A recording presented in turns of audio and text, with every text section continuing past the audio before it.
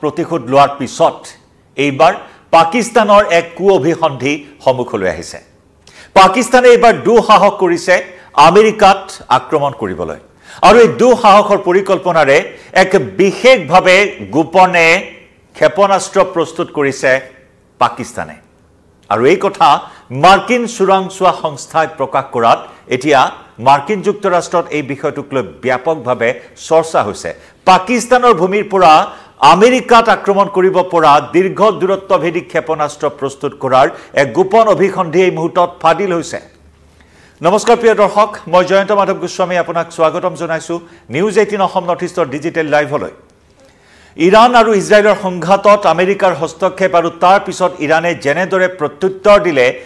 Israel আৰু আমেৰিকাৰ যি গৰ্জন সেই গৰ্জন মহিমূৰ কৰিলে ইৰাণে প্ৰত্যুত্তৰত এনেদৰে আমেৰিকা আৰু ইজৰাইলক এশিকনি দিলে আৰু তাৰ পিছত যে নেগুৰ পেলাবলৈ বাধ্য হ'ল আমেৰিকা আৰু ইজৰাইল। গতিকে তেনেকুৱা এটা পৰিৱেশ মধ্যপ্ৰাচ্যত আৰু য'ত নেকি শিৰোনাম দখল কৰি আহিছে আমেৰিকাই আৰু এইবাৰ পাকিস্তানে গোপন অভিসন্ধি ৰচনা কৰিছে আমেৰিকাৰ বিৰুদ্ধে। আমেৰিকাত আক্ৰমণ কৰিব পৰা গোপনে ক্ষেপণাস্ত্ৰ প্ৰস্তুত কৰিছে। ICBM দীৰ্ঘ দূৰত্বভেদী ICBM প্ৰস্তুত কৰাৰ তথ্য পোহৰলৈ আহিছে। ইণ্টাৰকণ্টিনেণ্টেল বেলিষ্টিক মিছাইল, যি নেকি 5500 কিলোমিটাৰ দূৰত্বত গৈ আক্ৰমণ কৰিব পৰা ক্ষমতা আছে এই ICBMৰ আৰু সেই ICBMে নিৰ্মাণ কৰা তথ্য লাভ কৰা হৈছে, য'ত নেকি পাকিস্তানৰ ভূমিৰ পৰা দীৰ্ঘ দূৰত্বভেদী এই ICBMে আমেৰিকাত আক্ৰমণ কৰিব পৰা ক্ষমতা থাকে। গতিকে আমেৰিকাৰ বিৰুদ্ধে এনেধৰণৰ এক গোপন অভিসন্ধি ৰচনা কৰিছে এই মুহূৰ্তত পাকিস্তানে, যি পাকিস্তানে শেহতীয়াকৈ মাৰ্কিন ৰাষ্ট্ৰপতি ডোনাল্ড ট্ৰাম্পক শান্তিৰ নোবেল দিব লাগে বুলি প্ৰস্তাৱ গ্ৰহণ কৰিছে চৰকাৰে।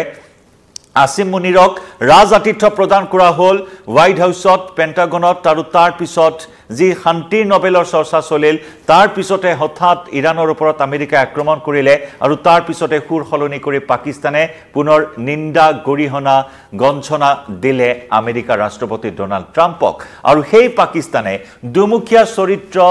ৰূপায়ণ কৰি অহা দুমুখীয়া চৰিত্ৰৰ অধিকাৰী পাকিস্তান চৰকাৰে এইবাৰ এনেকুৱা ধৰণৰ এক গোপন অভিসন্ধি বা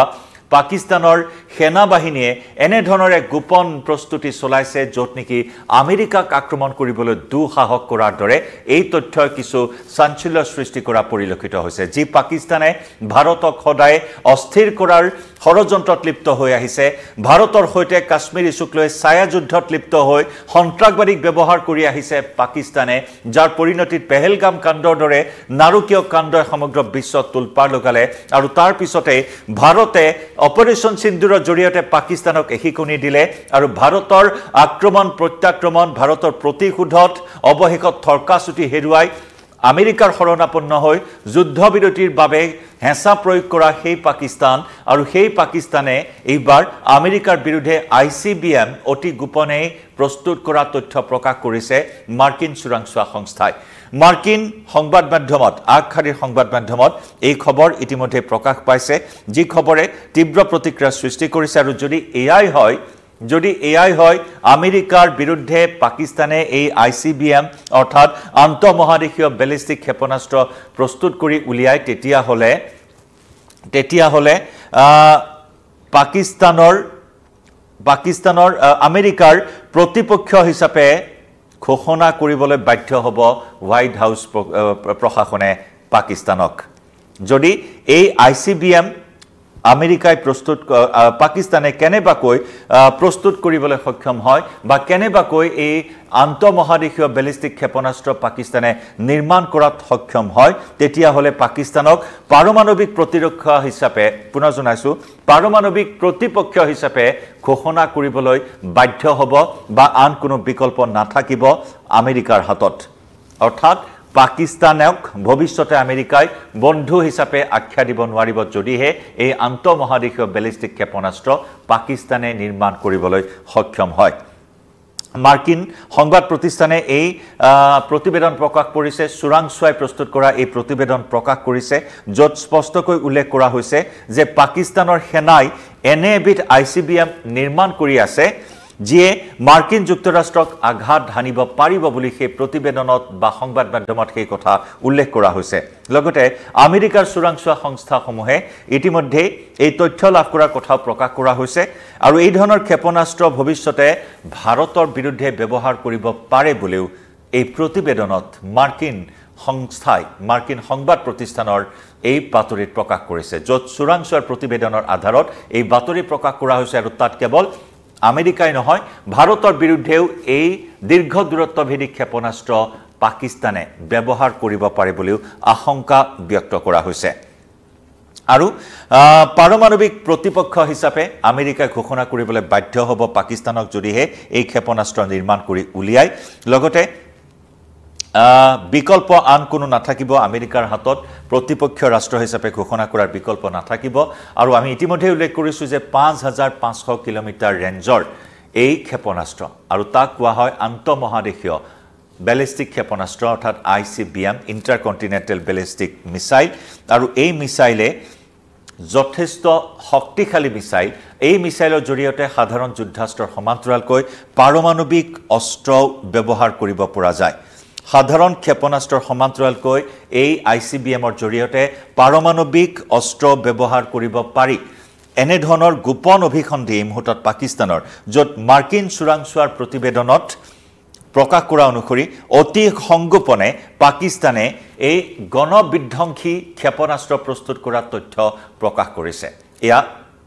পাকিস্তানৰ এই মুহূৰ্তত দুঃসাহস সুপাৰ পাৱাৰ আমেৰিকাক আক্ৰমণ কৰিবলৈ বা আমেৰিকাক ভেদিবলৈ আমেৰিকাত আঘাত হানিবলৈ এই ধৰণৰ এটা ব্লুপ্ৰিন্ট এই মুহূৰ্তত প্ৰস্তুত কৰিছে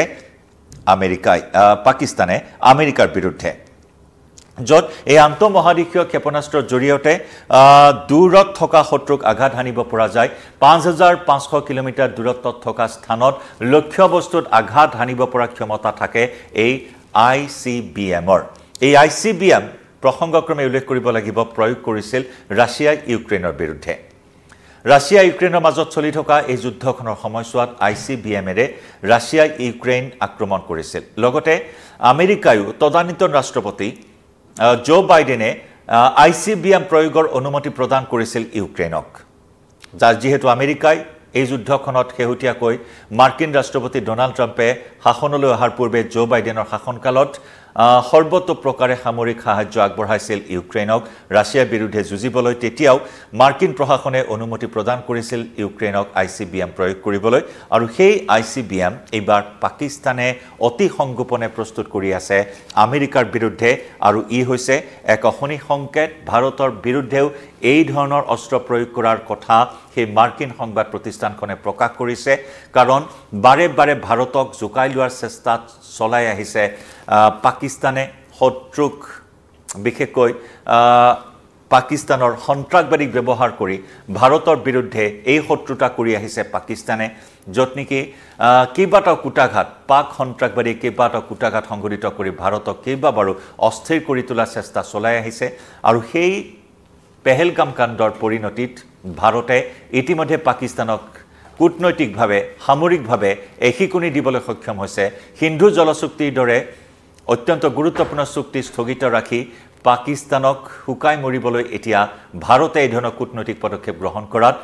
পাকিস্তানে শেহতীয়াকৈ ভাৰতৰ বিৰুদ্ধে সোচ্চাৰ হৈ আছে এই বিষয়টোক লৈ পাকিস্তান পিপলছ পাৰ্টিৰ নেতা তথা প্ৰাক্তন বিদেশ মন্ত্ৰী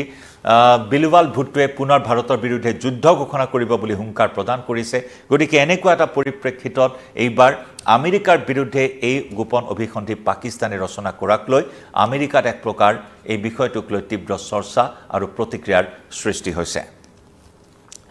গতিকে লক্ষণীয় হ'ব আগন্তুক সময়ছোৱাত এই পৰিস্থিতি আৰু কোন দিশলৈ যায় কাৰণ মধ্যপ্ৰাচ্যৰ এটা সংঘাতময় পৰিস্থিতি এই সংঘাতময় পৰিস্থিতি কেনেদৰে থাকে আৰু তাৰ মাজতে পাকিস্তানৰ এই অভিসন্ধি কি প্ৰত্যুত্তৰ দিয়ে আমেৰিকাই সেয়া লক্ষণীয় হ'ব বিদায় লৈছো লাইভৰ পৰা